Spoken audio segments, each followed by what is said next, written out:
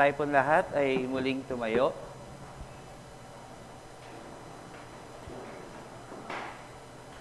At muli basahin po natin ang ilang talata po mula sa Romans 12.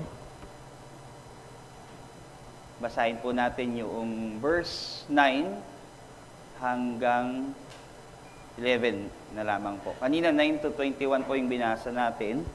Ngayon po ay verse 9 to 11. Sige po, atin pong basahin. Verse 9, let love be genuine, abhor what is evil, hold fast to what is good. Love one another with brotherly affection, outdo one another in showing honor. Verse 11, do not be slothful in zeal, be fervent in spirit, serve the Lord. Tayo po'y sumandaling yumuko at tayo po'y manalangin. Let us pray.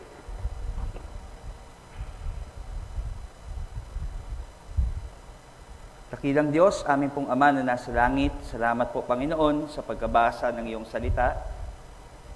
Salamat po sa pangungusap sa iyong mga anak, sa iyong pong iglesia.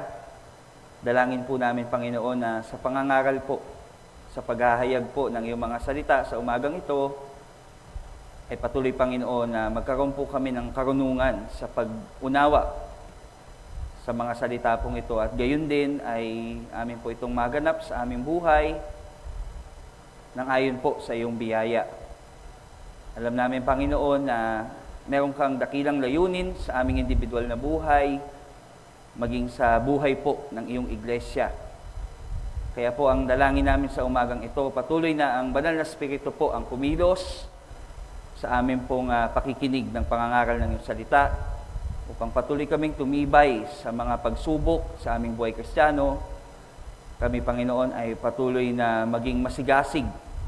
Mayroon pong marugdog na damdamin upang kami, Panginoon, ay sumunod sa iyong mga pinag-uutos para po sa kagalakan ng aming kaligtasan at para po sa iyong kaluwalhatian. Salamat, Panginoon. Ngayon pa lang ay pinagpapasalamat na namin ang katagumpayan at pagpapala ng iyong salita sa aming buhay.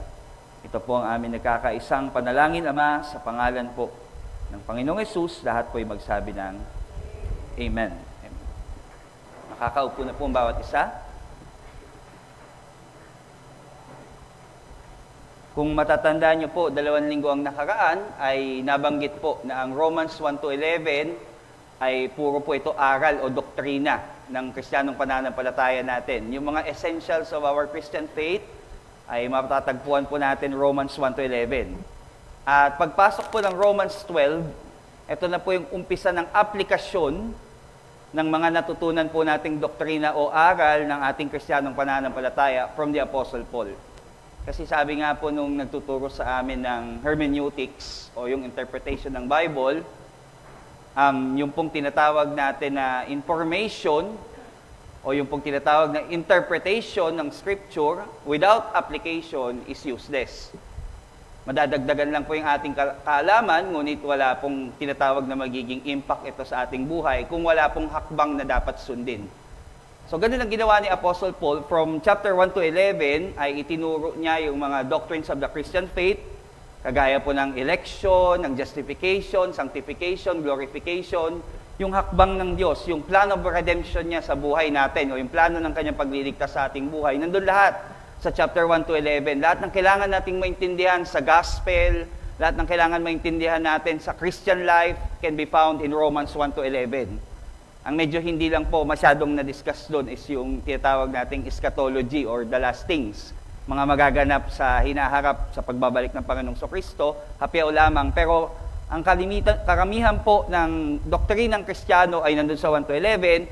Pagdating ng chapter 12, nakita natin 2 weeks ago na si Paul, tinuro niya sa atin yung application. And the very first application na binigay ni Paul sa atin, yung proper response sa mga glorious Christian truths na ito is yung proper worship sa Panginoon. So vertical.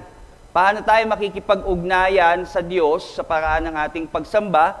And that is to present our bodies as living sacrifice, buhay na handog ang ating katawan, yung holiness na kailangan nating panatilihin, yung renewing of the mind, Kasi tayo po, prior sa pagiging Kristiyano, puro kaisipang pangsanlibutan ang alam natin. So sa pamamagitan ng salita ng Diyos, pag tayo nagba-Bible study, pag tayo nakikinig ng preaching, pag tayo nagbabasa ng Bible, nare-renew yung mind natin, and that is worship. Pagsamba pa din yun. And then, yung submission of our will. Kasi maaring alam natin yung Word of God, kaya lang minsan, yung ating kalooban ay hindi sumasang-ayon sa kalooban ng Diyos mula sa Biblia. Kaya every time that we submit our will to the will of God, worship yon. And that is yung unang application. And then last week, nakita po natin, kung vertical yung first application sa Romans chapter 12, 1 and 2, yung kasunod na application naman is horizontal. And yun yung ating pakikipag-ugnayan sa ating kapwa. Unbeliever or believer man yan, makita po sa atin yung pagpapakumbaba o yung humility.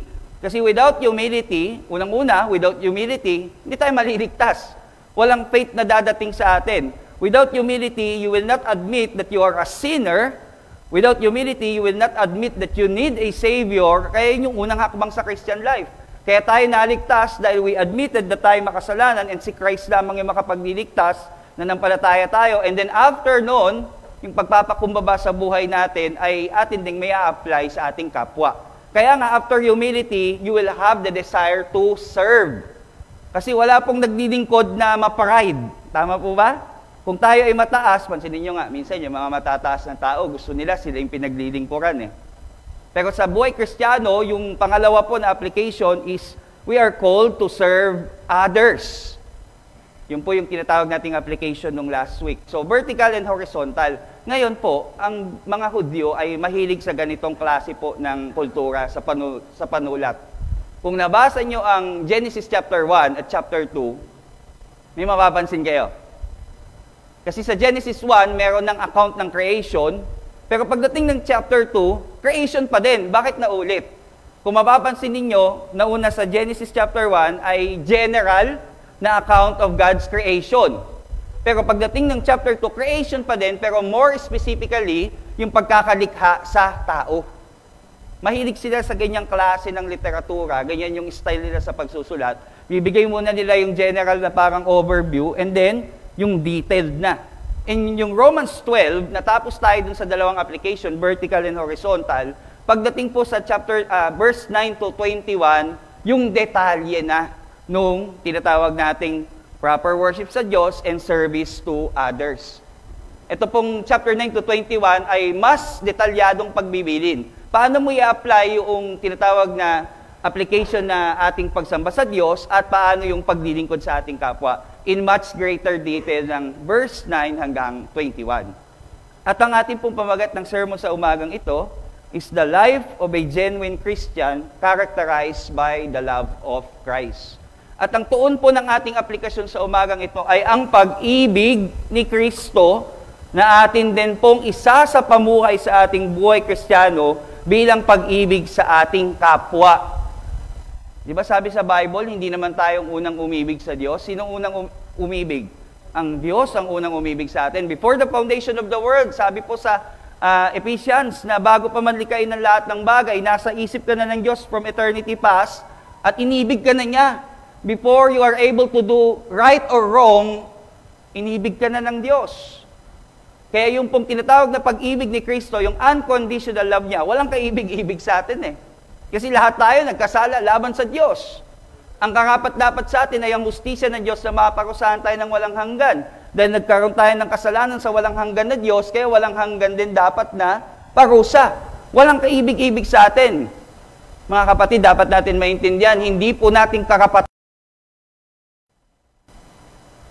Wala pong obligasyon ng Diyos na iligtas tayo right after we sinned against Him. Yun lang mahahumble na tayo ng katotohanan na yun. Walang mabuting tao, sabi sa Romans, kasi lahat nagkasala at hindi nakaabot sa kaluwalhatian ng Diyos. Kaya wag nating isipin na right natin o karapatan natin na tayo ay maligtas. Never. Ang Diyos ay wala po siyang obligasyon iligtas tayo. Right after we sin, pwede nang pabayaan niya tayo eh. Pero yung unconditional love of God, for God so loved the world. Inibig niya po tayo, hindi dahil sa may kaibig-ibig sa atin, inibig niya tayo dahil ang Diyos ay pag-ibig. Ang Diyos ay unconditional ang kanyang love sa atin. tayo, yung pag-ibig natin sa ating spouse, sa ating mga asawa ay conditional yan. Nakita mo yung iyong asawa, ay talaga naman, hindi ka mapakali. Sinelas nga lang makita mo natataranta ka na. Pero habang tumatagal, parang unti-unti, unti-unti nawawala yung sweetness. Kasi may condition, kasi nakita mo na yung side na hindi maganda, ang lakas pala maghilik nito. Ganito pala itsura nito sa umaga, pag una ka nagising, nakita mo yung itsura niya. Medyo conditional kasi tayong mga tao. Pero ibig sabihin po, kasi nanumpa tayo sa Panginoon, yung unconditional love niya sa atin, nanumpa tayo sa dambana, maganda o pangit na makita ko sa Kanya, pipiliin kong ibigin siya dahil ako'y nangako sa Diyos. Pero gusto ko lang po makita yung puntos, ang Diyos hindi conditional umibig. Inibig niya tayo ng walang kondisyon. There is nothing lovable about us and yet He still loved us. And patuloy na iniibig tayo. With all our flaws, lahat ng ating mga kamalian, pagkukulang, inibig tayo ng Diyos. Kaya naman kung ikaw'y nakatanggap ng pag-ibig ng Diyos, bilang mananampalataya ni Kristo, ay magkakaroon ka din ng ganyang uri ng pag-ibig, una sa Diyos, lalo sa iyong kapwa. Kaya ito po yung buhay ng Kristiyano. Sabi ni Paul, he gave us a blueprint. Alam niyo yung blueprint? Pag nagtatayo ng bahay, mayroong plano. So ito po yung blueprint ng Diyos pagdating sa Christian living. Paano tayo mamumuhay ngayon bilang mga mananampalataya na nakatanggap ng pag-ibig ng Diyos sa pamamagitan ni Kristo Jesus. Ito yung dapat na isa pamuhay natin. Again po, hindi ako magpa-preach ng moralism. Ano yung moralism? Sa mga nag-aaral po ng CMC, alam niyo ito. Yung moralism kasi is, ito yung list ng do's and don't. Gawin mo ito para maligtas ka. Para magkaroon ka ng enough kaligtasan points, iligtas ka ng Diyos at magkaroon ka ng buhay na walang hanggan. Yun yung moralism. Hindi po yun yung pinipreach ko. Ang sinasabi ko po, yung mga tunay na nanampalataya kay Kristo, sa gawa niya lamang, yung mga tunay na naligtas sa pananampalataya kay Kristo, ay magkakaroon ng binagong buhay, at yung buhay na yon ay nakasalig doon sa plano ng Diyos. Ibig sabihin, this will be natural for you. Hindi magiging madali, but by the power of the Holy Spirit, magkakaroon ka ng conviction to live a life that is pleasing to God ayon sa pag-ibig ng Diyos. So ito po yung ating pag-uusapan sa umagang ito, sa chapter 12, verse 9 to 21. Let us look at the blueprint of our Christian living, which is patterned after dun sa tinatawag po natin na love ni Christ sa atin. Pag-ibig ni Kristo sa atin. And three things po. Paano po yung buhay ng Kristiyano na sinasalamin, yung tinatawag po natin na pag-ibig ni Kristo una, yung genuine love for neighbors. Pangalawa po, yung sacrificial service for our church. And ikatlo po is true for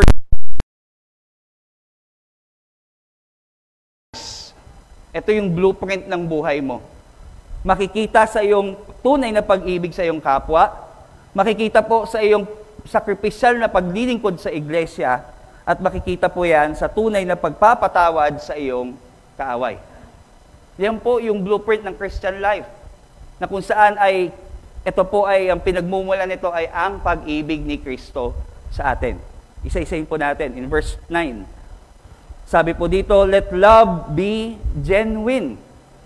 Abhor what is evil, hold fast to what is good. Ang pag-ibig ninyo ay maging tunay, kamuhian ng kasamaan, at manatili tayo sa kabutihan. Love for our neighbors. If you are in Christ, ito ang magiging buhay mo. Ang una pong sabi ni Paul dito, yung call for authentic love. Alam ko sa NIV, parang love without hypocrisy. Yun yung word. Umibig ng walang pagkukunwari. Ang sabi po naman dito sa ESV, let love be genuine. Ang una, love authentically. Tunay ang pag-ibig mo. At ang pag-ibig na ito ay mula sa iyong pakikipagkaisa kay Kristo. If you are in Christ, yan yung point sa buhay mo na mag-uumpisa ng pag-ibig mo sa iyong kapwa ay magiging tunay. Yung true love is rooted in God's love as demonstrated in the gospel. John 3:16. For God so loved the world. Ang pag-ibig natin ay nakasalig o nag-uugat sa pag-ibig ng Diyos na nahayag po sa Ebanghelyo. Hindi po sa ating sariling kakayanan kaya tayo nakakaibig sa ating kapwa, kundi ito po ay gawa ng banal na Espiritu na nagpapabanal sa bawat mananampalataya. Yung dating hindi mo kayang ibigin ay kaya mong ibigin ngayon. 1 John 4:19, nagkakaroon tayo ng sermon series on the book of John. Andun po yun. Isa sa mga marks of a true Christian is yung love o pag-ibig natin na tunay sa ating neighbor, sa ating kapwa. Ngayon, paano po? Paano itong loving without hypocrisy? Loving without pagkukunwari o tunay na pag-ibig sa ating kapwa. Ang kasunod na sinabi po ni Paul dito, nakasalig po ang pag-ibig na ito sa dalawa pa po na pagbibili niya. Abhor what is evil, hold fast to what is good. Yung pong call to love without hypocrisy is connected to the two succeeding instructions ni Paul. Abhor what is evil and hold fast to what is good. Kung hahayaan po natin, kung sinasabi natin na mahal natin ang isang tao, ito po yung halimbawa. If you claim that you love a person, but you let him or her continue in his sin, without sharing yung goodness ng Diyos or the gospel, then you are loving hypocritically. Alam mo na yung sinasabi mo, mahal mo siya. And then you let him continue in sin. You're not addressing yung sin na yon na ikakapahamak niya. At hindi mo sinishare sa kanya si Christ, yung gospel. Holding fast to what is good. What is good? The gospel is God's goodness. Kung hahayaan natin ng isang tao, sabi natin, mahal natin siya, nakikita natin, nagpapatuloy siya sa pagkakasalang yun na ikakapahamak niya at hindi natin binabahagi yung kaligtasan at buhay na walang hanggan na kay Kristo, then you don't love that person. You are afraid na magalit siya sa'yo, you are afraid to lose him or her, selfish love po yun. That is not Christ-centered love. Ang tunay na pag-ibig po is abhorring what is evil and holding fast to what is good. At tayo bilang Christians, we have a commission. Sa Matthew 28, we are to share the gospel to them. Ibabahagi natin yung gospel sa kanila. And we know that the gospel is salt. Mahapdi yan sa sugat. Ang gospel ay masakit yan sa kasalanan. So there is the danger that this person ay magagalit sa'yo or you can leave him, iiwanan ka niya, magkakasamaan kayo ng loob. But, kung yun yung reason, kung ba't di mo ma-share yung gospel sa kanya, hindi mo ma-address yung sinful lifestyle niya na pwedeng maging cause ng kanyang eternal damnation, then that is not love. Hindi pag-ibig po ang bagay na yun. Kaya nga po, magkaroon po tayo ng pagbubulay. If we say we love this person,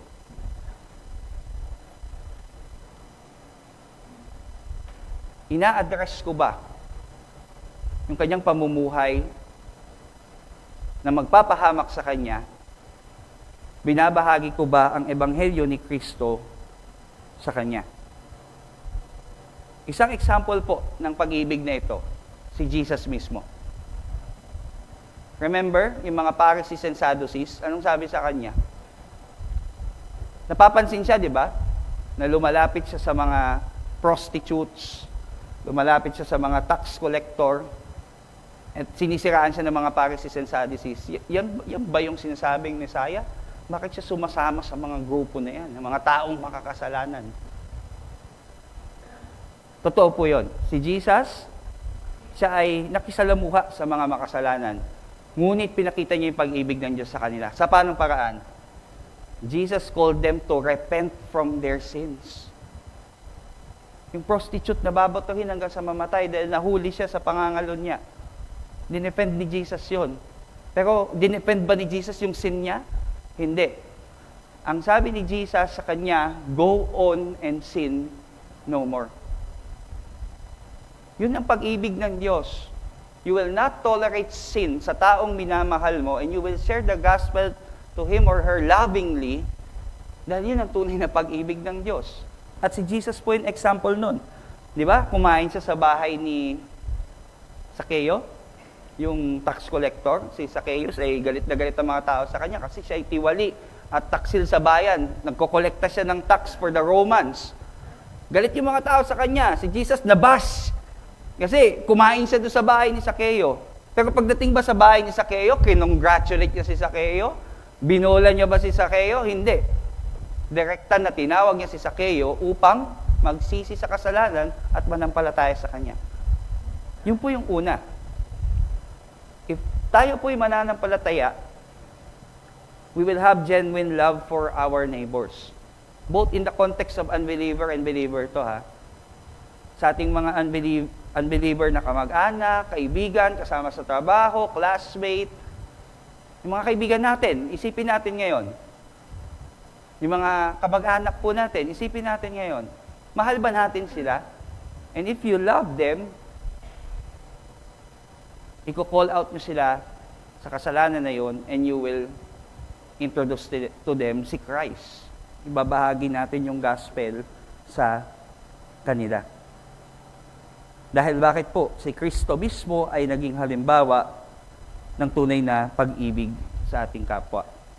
So let us examine our claim of love for others. Is it self-serving or Christ-centered? Do we call out sin for the people we claim to love? Are we telling them the truth about Christ? Sa kabila po ng danger that they could get mad at us or leave us, iwasan na tayo. Kung ganun po, let us repent. And let us pray na bigyan po tayo ng Espiritu ng Panginoon, ng tunay na pag-ibig, na meron pong tinatawag na pag-reflect sa pag-ibig ni Kristo sa atin. Una po yun, ang buhay po ng isang tunay na mananampalataya ay merong genuine love for his neighbor. Pangalawa po, Romans chapter 12 verse 10 to 13. Balik po tayo sa scripture. Verse 12 to 13. Rejoice in hope. Be patient in tribulation. Be constant in prayer. Contribute to the needs of the saints and seek to show hospitality. Ito po yung pangalawa na aplikasyon sa tinatawag po natin na buhay ng tunay na mananampalataya ni Kristo, yung sacrificial service for our church. Yung pong paglilingkod ng may pagsasakripisyo sa iglesyang ating kinabibilangan. Ang shift naman ng focus ngayon ni Paul ng pag-ibig ay ang ating relasyon sa body of Christ o sa loob ng iglesia na ating kinabibilangan. At ang unang panawagan niya ay yung pag-ibig na parang pag-ibig po na tinatawag na pamilyal o magkakamag-anak. And also yung mutual honor with one another, pagpaparangal. Alam nyo yung honor na binibigay ng sanlibutan, nakadepende yan sa titulong meron ka eh. Nakadepende yan sa laki ng sahod mo. Nakadepende yan sa impluensyang meron ka. Yun yung mga pinaparangalan ng sanlibutan. Pero sabi ni Paul, sa loob ng iglesia, parangalan nyo ang isa't isa. Ano man ang social standing ng iyong kapatid, bata man yan o matanda, ano man pong ang kanyang katatayuan sa buhay, ay parangalan ninyo ang isa't isa. Sa ganung paraan ay napapakita po natin ang pag-ibig ng Diyos. Tinawag din po tayo na maging masipag sa paglilingkod sa Panginoon na mayroong pag-asa po sa banal na Espiritu. Alam nyo, paano tayo magsiserve sa Lord? Di naman natin siya nakikita. By serving your neighbor na kapatiran. By serving the church. Sa pamamagitan ng iyong ginagawang ministeryo sa loob ng iglesia, ikaw ay nagiging kabahagi sa ministeryo ng iglesia, anumang gift meron ka. Yan ay ang ating pagsamba sa Diyos na hindi po natin nakikita. Tinawag din po tayo na magkaroon ng kagalakan sa pamamagitan ng pag-asa. Kaya ang ganda ng ating Friday night discipleship eh. Yung pag-asa na meron tayo kay Kristo ay tinatanaw dun sa Book of Revelation. Sabi yan, pagbibilin sa atin, no? And then sabi doon, endure in trials. Manatili po tayo pagsumikapan po natin, tiisin po natin yung mga tinatawag na pagsubok o problema. Alam nyo, mananampalataya o hindi mananampalataya, pares naman may problema yan. Ang kaibahan lang, may Kristo ka.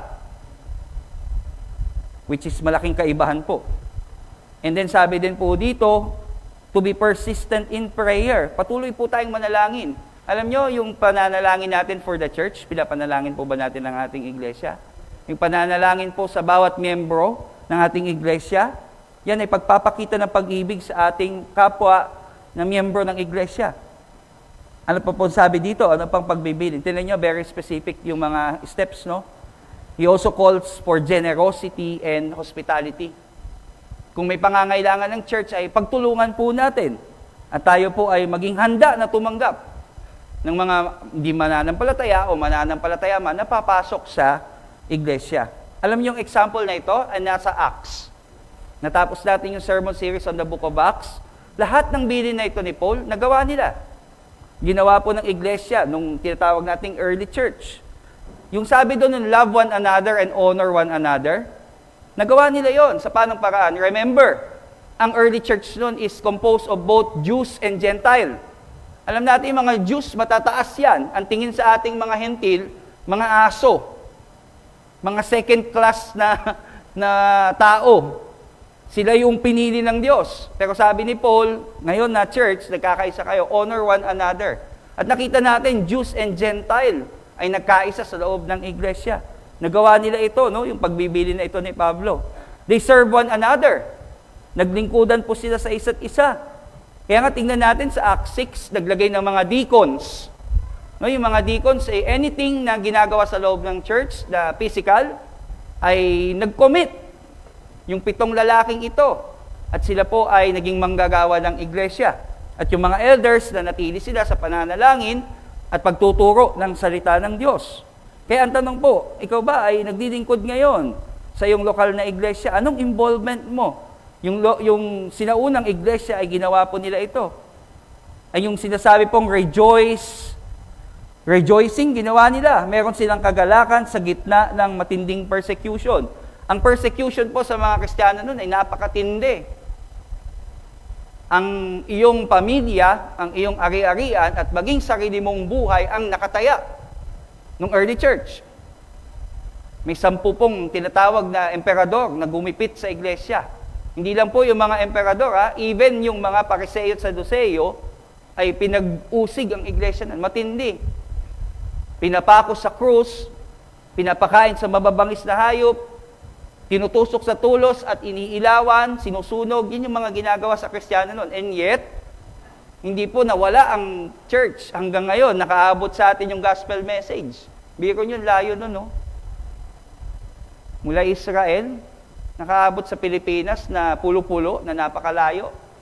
Hindi nawala ang church. Kasi andun yung joy nila despite suffering or trials. Nagawa po ito ng early church. Hindi lamang po yun, ay nagkaroon din po sila ng tinatawag natin na pag-asa kay Kristo. Kaya napakahalaga talaga ng Book of Revelation. Yun ay talagang binigay na encouragement sa mga mananampalataya. They persevered, no? Dahil sa hope na meron sila kay Christ.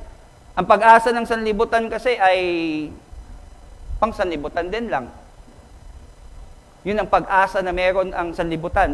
Ngunit ang pag-asa ng mga mananampalataya, kaya sila nakapagpatuloy sa kabila ng matindi pong mga pagsubok, ay ang pangako ni Kristo na babalik siya. Pinangahawakan mo ba yung pangako na yon? Yun ang pinangahawakan po ng early church. And ito po yung maganda. They persevered yung sa gospel. Kaya nag-spread po ito throughout the world at nakaabot sa atin.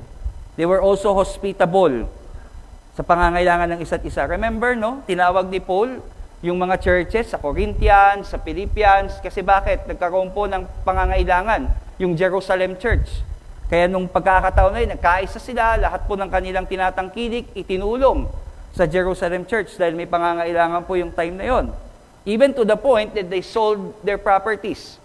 At pinagsama-sama po nila yon para po sa gawain ng Panginoon. Tingnan nyo, even the early church, they understand ng ministeryo ay nangangailangan ng probisyon. At ang probisyon na iyon, ibibigay ng Diyos mula din sa mga miyembro ng iglesia na kung saan ay tinuturuan niyang maging tapat sa pagkakaloob.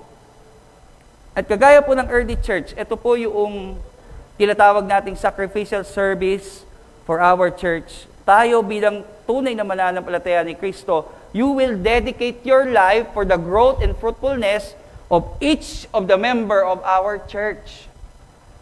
Yung buhay mo ay ipapagamit mo sa Panginoon upang ang iyong kapwa ay lumago sa pananampalataya at maging mabunga at doon naluluwalhati ang Diyos.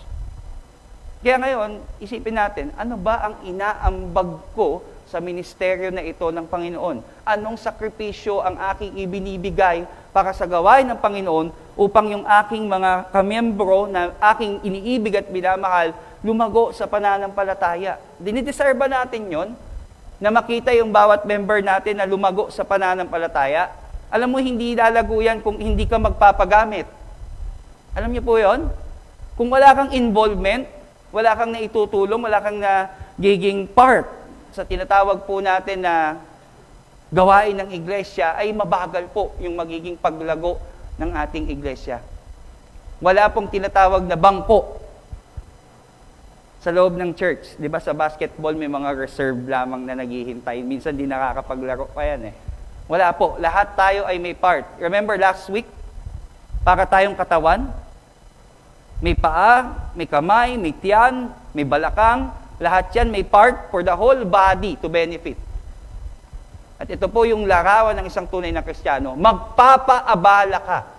Magsasakripisyo ka. Para ano? Para paglingkuran ang iyong kapwa mananampalataya sa loob ng iglesia.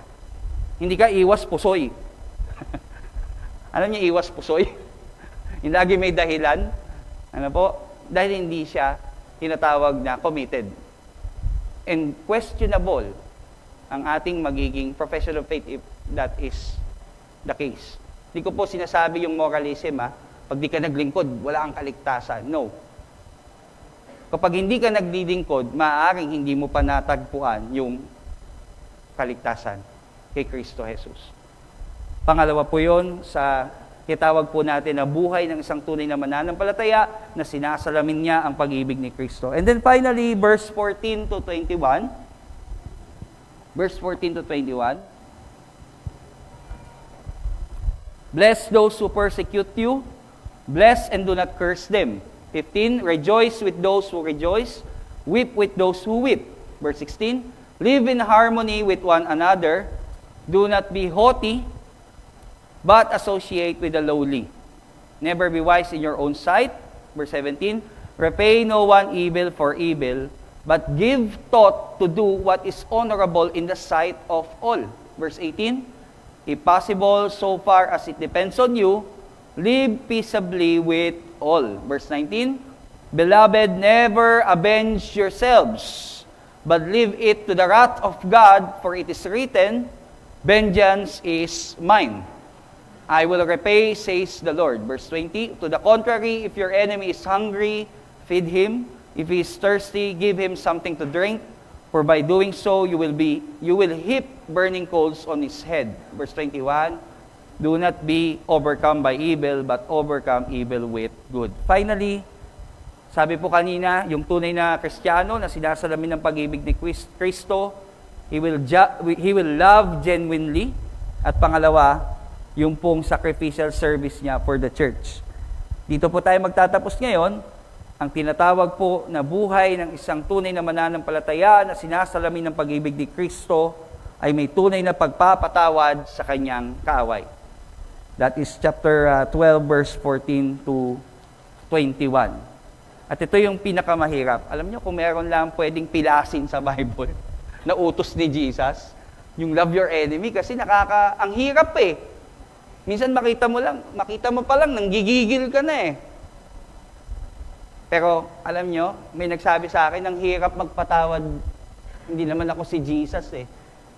Di ba si Jesus, ang example niya, habang pinapako siya sa krus ng Kalbaryo, Father, forgive them, for they do not know what they are doing. Example ni Christ of loving His enemy. Ang hirap nun, pastor. Hindi naman ako si Jesus eh. Tao lang ako eh. Kaya nga nagkatawang tao si Jesus eh. Para ipakita sa iyo na pwede. Posible sa kapangyarihan ng banal na Espiritu. Sabi niya sa akin, Pastor, ang hirap kasi hindi ako si Jesus. Pero alam niyo po, pag sinabi natin ganon, na parang hindi natin kayang patawarin ang ating pong kapwa, blaspheming yun sa Holy Spirit. Pamumusong yun sa banal na Espiritu. Why? Kasi the same Holy Spirit that empowered Christ to forgive is the same Holy Spirit na nasa sayo ngayon. You are not able to forgive talaga on your own. Hindi ko kaya. Hindi natin kaya talaga. But to say na ang hirap, hindi ko kaya, ay parang namumusong tayo sa banal na Espiritu who empowered Christ and also empowered you. Imagine nyo to. Naalala niyo yung temple in the Old Testament? Merong Holy of Holies. Remember? Walang nakakapasok doon na hindi okay. Hindi okay yung katatayuan niya sa Lord. Walang nakakapasok doon sa Holy of Holies. Once a year nga lang pumapasok doon yung high priest, pinaka-head ng mga priest. Para ano? Para maghandog. Pag hindi okay yung katatayuan niya, mamamatay. Tindi nun, nung presence ng Lord nun. Tapos naalala niyo yung time na naglalakbay ang mga Israel sa ilang. Tapos merong tinatawag na sa umaga ay pillar of cloud. Yung cloud na yun ay pinoprotectionan sila sa matinding init ng araw. Sa gabi naman ay pillar of fire upang madilim eh. Tsaka mag-provide sa kanila ng init. Kapangyarihan ng Diyos yun, presensya ng Diyos yun na nasa sa kanila. Remember the time na pinunit ni... Sino ba yung nagpunit ng panga ng leon? Si Samson? By the power of the Holy Spirit yon. And remember the time na create ng Diyos ang lahat ng bagay. Pag sabi ng Diyos na, let there be light, there was light. Ang tinding kapangyarihan, ano po? Do you know na yung kapangyarihan na yon na mula sa banal na Espiritu ay piniling manangan sa'yo? Nasa loob mo ngayon yon? Kasi nasabi, yung temple of the Holy Spirit ngayon ay sino? Those who are in Christ. Kaya parang imposible itong command na ito. And yet, dahil po sa biyaya, kapangyarihan ng Diyos, ay magagawa po ng mga mananampalataya ito. Paano ba yung sinasabing love your enemies? Alam niyo, yung pag-ibig sa ating kapwa, unang-una yung may express sa kapatawaran. Pastor, di naman siya humingi ng sorry eh. Hindi kailangan. Ikaw mismo, magpatawad ka sa iyong kapwa. Ano man ang kanyang disposisyon, ang mahalaga ang sagutin mo sa Panginoon eh. Sabi, love your enemies. Unang-unang step, forgive. Second step, pray for him or her. How? Anong pagpa-pray mo? Lord, kunin mo na nga siya. O Lord, matapilok sana siya. Deserve niya yun eh. No. Pray na matagpuan niya din yung saving grace of God. Number 1 yun. Loving your enemy. Hindi naman yung loving your enemy, magluluto ka ng masarap na ulam, tapos kakatukin mo siya, bibigyan mo siya. Hindi naman kagad yon. Kung kaya mo, di gawin mo. Di ba? Pero unang-una, magpatawad ka muna. And secondly, do not wish him ill. Huwag kang mag-iisip ng sana may hindi magandang mangyari sa kanya. That is loving your enemy. Forgiveness, and then pray for him. Yan po yung mga hakbang kung paano po natin iibigin ang ating kaaway. And we can do that by the grace of God.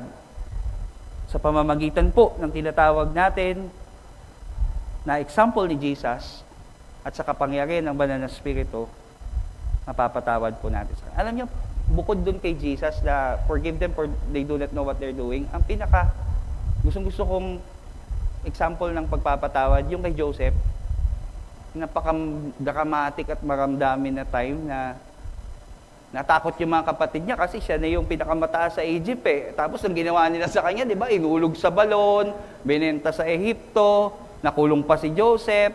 Pero sabi niya, huwag kayong matakot. Kasi bakit? God meant it for good. You meant it for evil.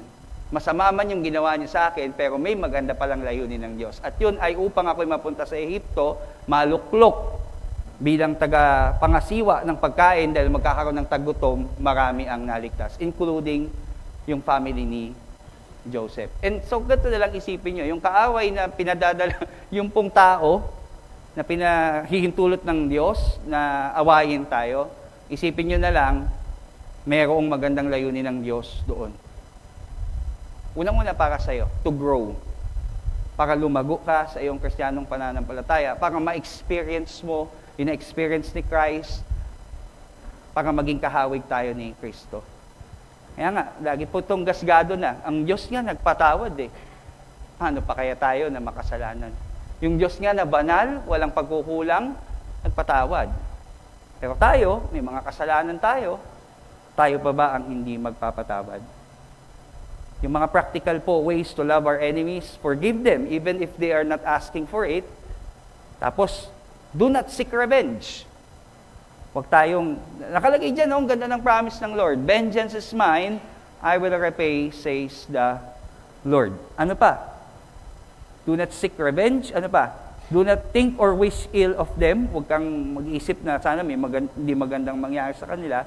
And also, ito na yung nandyan din sa text, pagpalain sila ng Panginoon. Unang-una, anong klaseng pagpapala? Na sila din ay maging mananampalataya. Alam niyo, napakaganda siguro yung experience na to. Na pagpasok mo sa langit, ang unang sasalubong sa'yo, yung unang makikita mo doon, yung kaaway mo. Uy, naligtas ka na din pala. Di ba? Parang ang hirap naman sa langit, may kaaway ka. Parang ang hirap naman sa church, may kaaway ka. Parang ang hirap naman bilang Kristiyano, may kaaway kang unbeliever.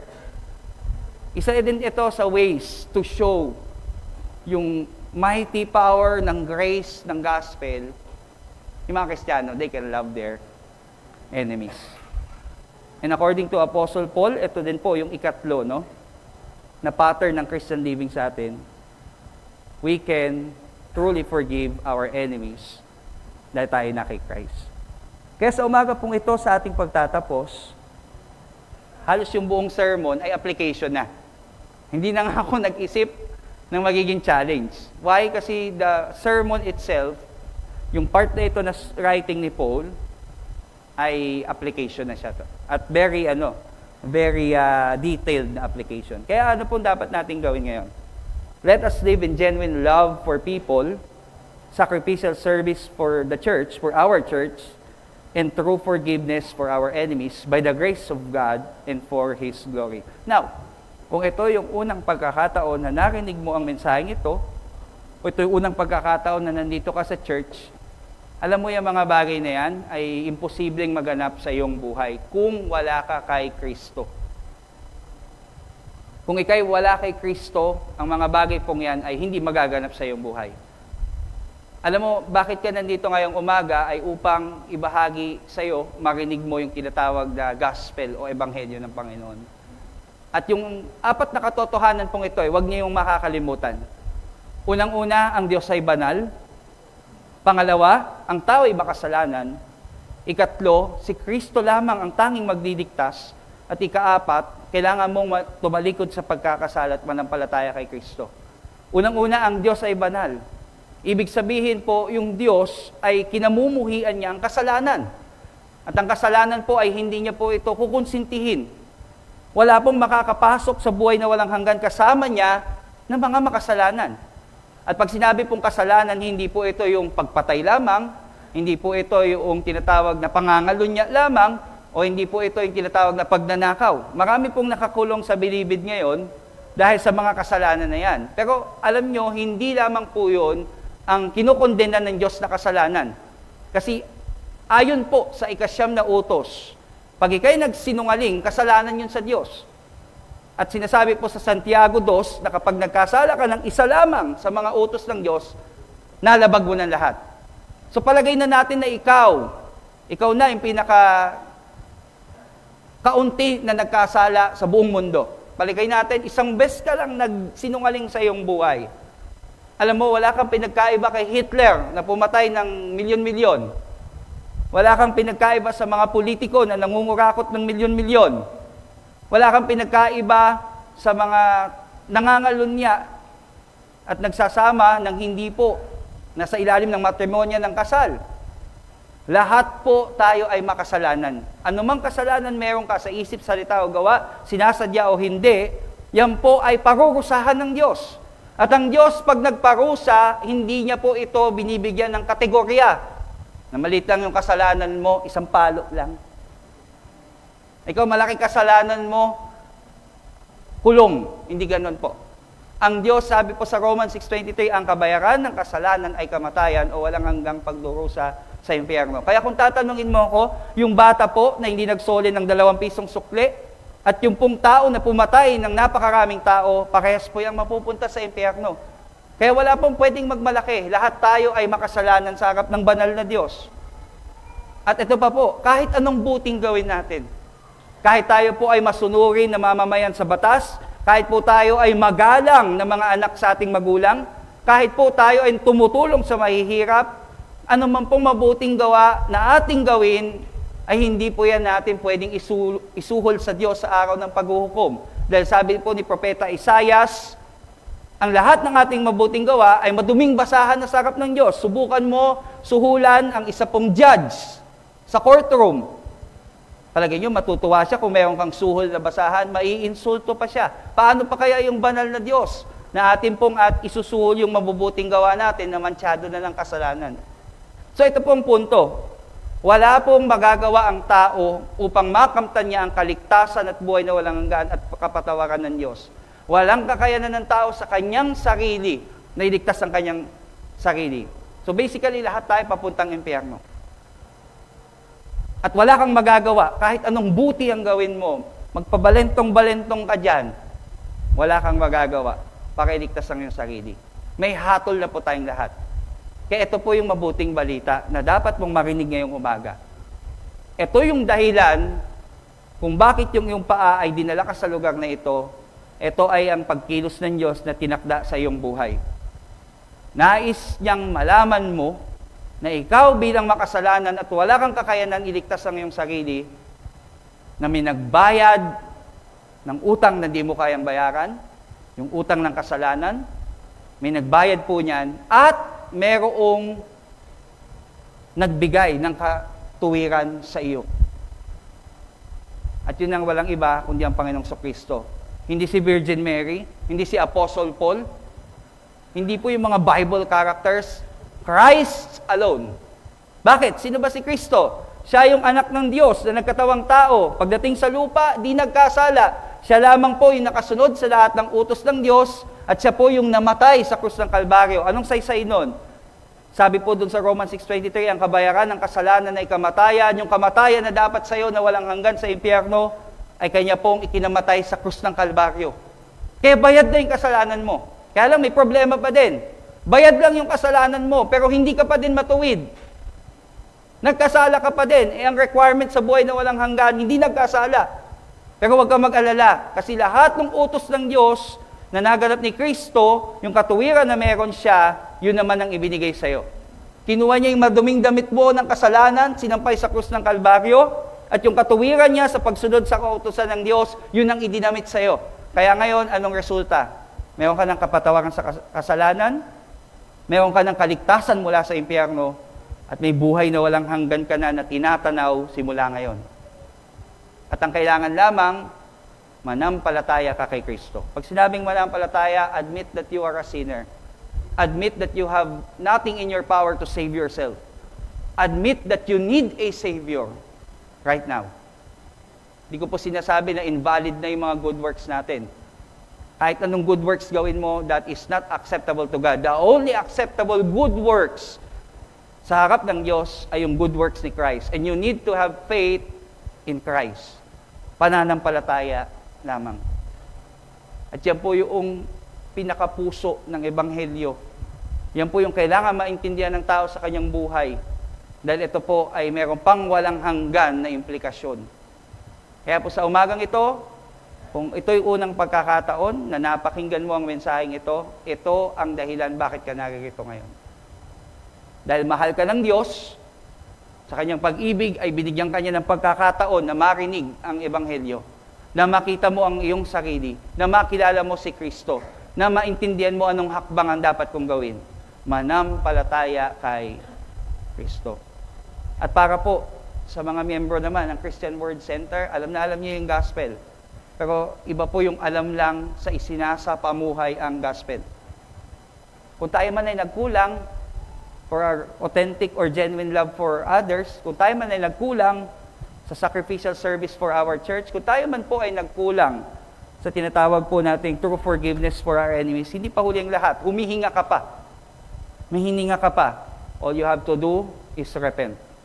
Sabi nga ni Jesus sa isang church, di ba, sa Book of Revelation,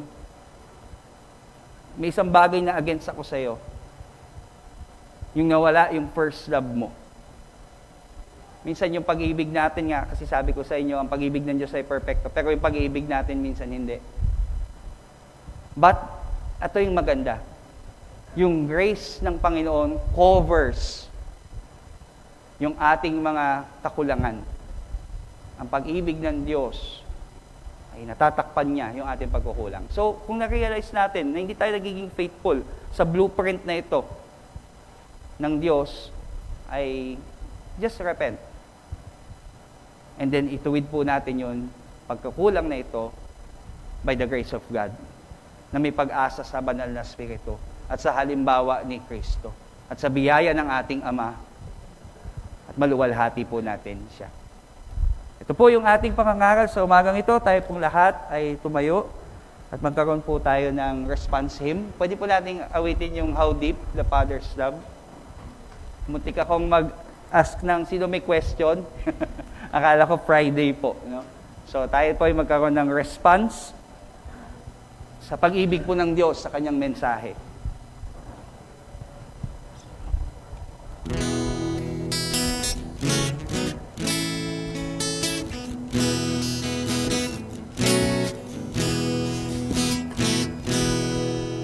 How deep the Father's love for us, how vast beyond all measure, that He should give His only Son to make our rest His treasure. How great the pain of searing loss, the Father's turn His face away. As wounds His was the chosen one, bring many sons to glory. Behold the man upon the cross, my sin upon His shoulders. Ashamed by Him my mocking voice called out among the stars. My sin has ended there, until it was accomplished. His dying death has brought me life. I know that it is finished. I will not boast in anything, no grace, no power, no wisdom, but I will boast in Jesus Christ, His death and resurrection. Why should I gain from His rewards? I cannot give an answer, but this I know.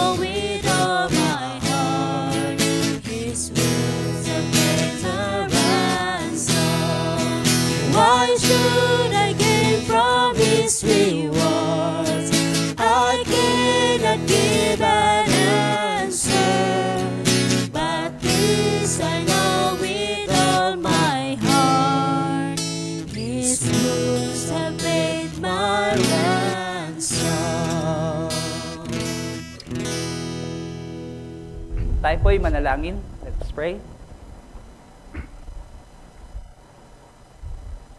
Wala na pong mas dadakila pa sa pag-ibig na ipinakita, ipinadama, at inilapat niyo po sa amin, aming Ama. Salamat po sa pag-ibig na ito, sa pamamagitan ng aming Panginoong Jesucristo, ay amin pong natunghayan, na amin pong natanggap sa aming buhay. Kaya Panginoon, nahingi po kami ng kapatawaran. Nagpapakumbaba po kami sa oras na ito. Kung ang aming pag-ibig, Panginoon, ay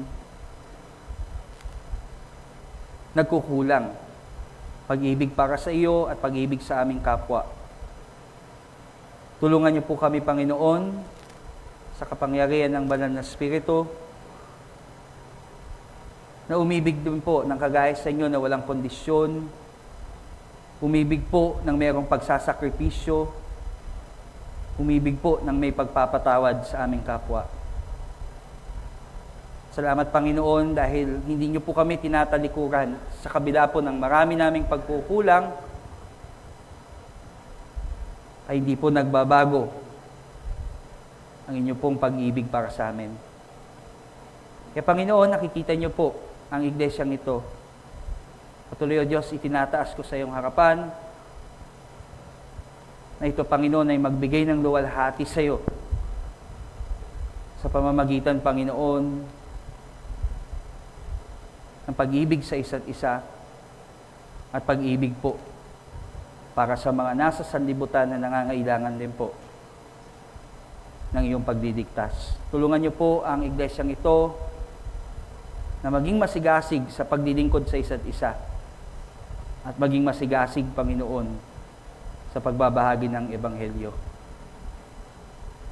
Nawa, O Diyos, ng mensahe ng John 3:16 ay mag-manifest po in our local church, also in our community, na nasaan po kami inilagay ninyo.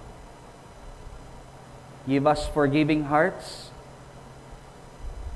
Ang puso po naming matigas ay iyong pong palambutin ng iyong pag-ibig. Upang, O Diyos, hindi maghari ang gawa ng kaaway at mahadlangan po ang iyong mga layunin. At salamat, Panginoon, dahil ito pong panalangin na ito ay ayon sa iyong kalooban, kaya kami naniniwala na inyo pong ipagkakaloob ang aming panalangin na ito. Ngayon pa lang, pinagpapasalamat na po namin ang katagumpayan ng iyong salita sa aming individual na buhay at sa buhay po ng Christian World Center. Sa iyo po ang papuri, pagluwalhati, pagsamba at pagdakila aming Ama. In Jesus' mighty name we pray. Amen.